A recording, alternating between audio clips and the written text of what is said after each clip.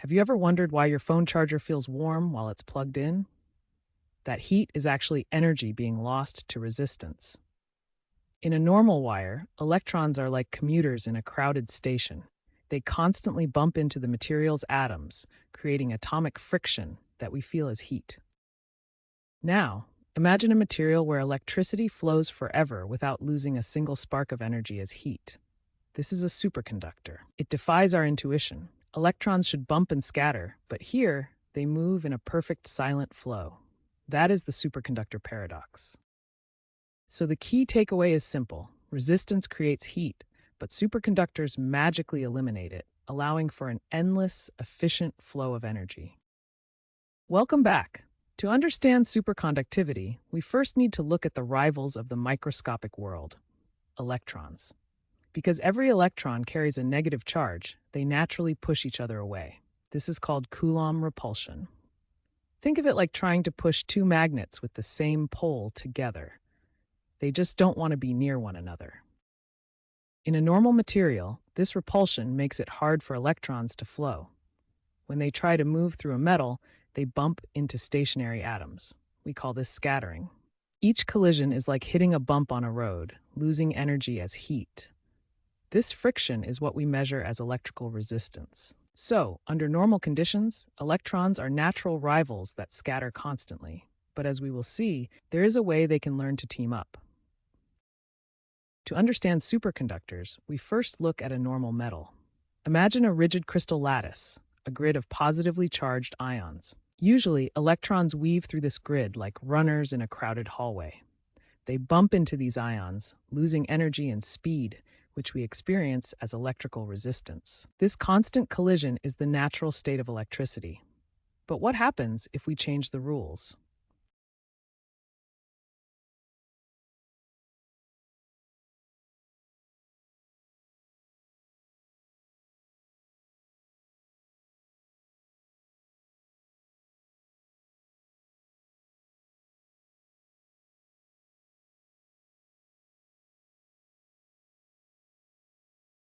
Think of the crystal lattice as a collection of heavy, positive ions. When our first electron passes through, it pulls these heavy ions toward itself. Because these ions are massive, they don't snap back instantly. They linger in their displaced position, creating a temporary pocket of concentrated positive charge. This positive bulge is the key. It lingers for a fleeting moment, acting like a magnet for the next incoming electron. By creating this path, the first electron has effectively laid a bridge for the second one to follow, despite their natural repulsion. We have a paradox. Electrons naturally repel each other, but in a superconductor, they find a way to pair up. As the first electron moves through the lattice, it pulls on the positive ions, creating a temporary dip or distortion. This well of positive charge acts like glue. It invites a second electron to move toward that region, overcoming their natural repulsion. This connection is the phonon bridge. Through this, two rival electrons become a single quantum unit, a Cooper pair.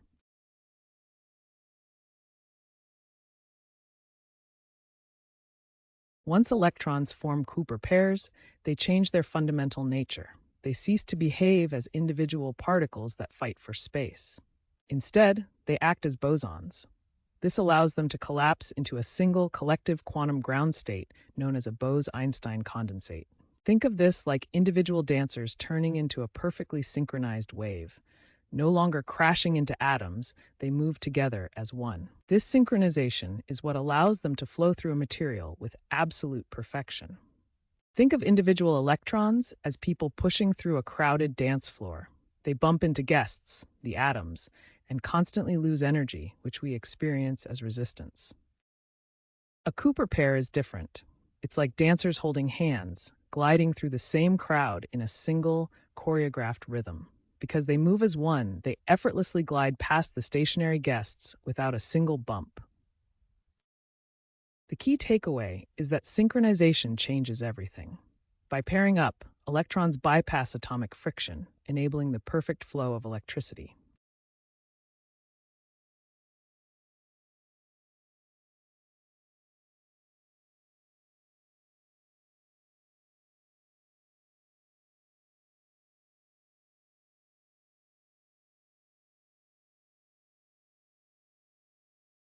In 1957, physicists Bardeen, Cooper, and Schrieffer revolutionized our understanding of the subatomic world. They developed the BCS theory, which serves as the bedrock for modern superconductivity. The theory elegantly explains how electrons, normally rivals, overcome their repulsion through interactions with the crystal lattice, creating stable pairs. This breakthrough provided the first complete microscopic description of why certain materials lose all electrical resistance at very low temperatures.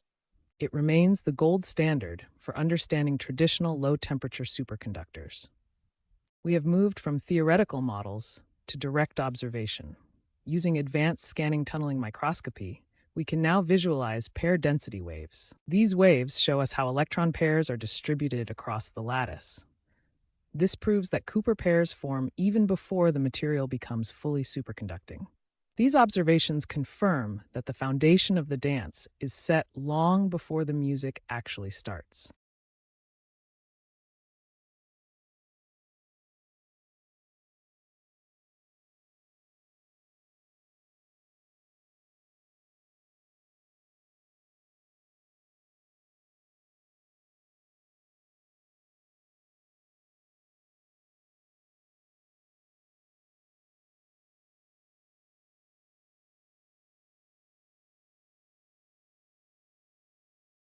We have discovered a fascinating field called twistronics. It shows that geometry can be just as powerful as chemistry when it comes to forcing electrons into Cooper pairs. Take two single layers of graphene. By stacking them and rotating one relative to the other, we create a new pattern called a Moiré superlattice. When we find that magic angle of exactly 1.1 degrees, the electronic properties change drastically. The layers interact in a way that allows electrons to pair up without traditional chemical additives. The main takeaway is that geometry itself acts as a powerful controller of quantum states. It proves that we can engineer superconductivity through structural design, opening a whole new frontier for materials science. Most superconductors today only pair up at extremely low temperatures, forcing us to use expensive liquid nitrogen cooling systems. Our goal is to reach room temperature at ambient pressure, making this technology accessible for daily life. Researchers are focusing on two exciting fronts.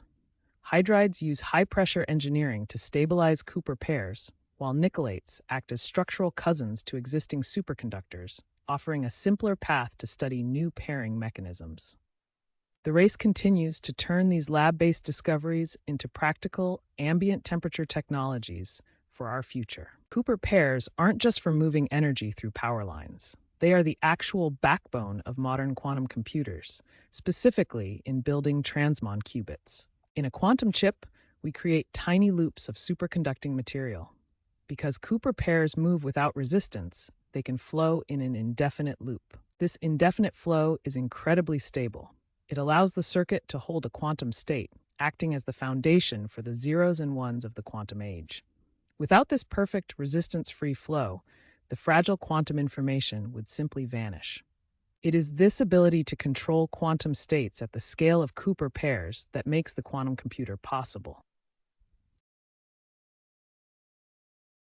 Every day, global power grids lose 5 to 10% of generated electricity simply due to resistance in wires. This energy is lost as waste heat.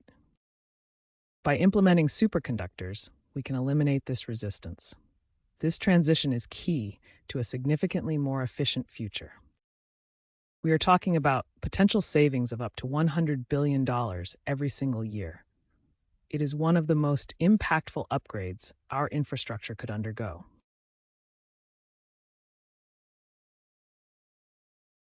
Traditional Cooper pairs are quite delicate. They rely on fragile energy bonds that heat can easily disrupt, destroying their superconducting state. Topological superconductivity is different. It uses the material's internal geometry to protect the Cooper pairs, much like a knot in a rope cannot be undone without cutting the rope itself. Because this state is defined by the global shape of the material rather than local points, it becomes remarkably robust against disturbances, heat, or impurities.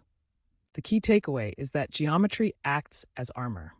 By engineering materials at this topological level, we are building systems that can maintain their superconducting flow even in harsh environments.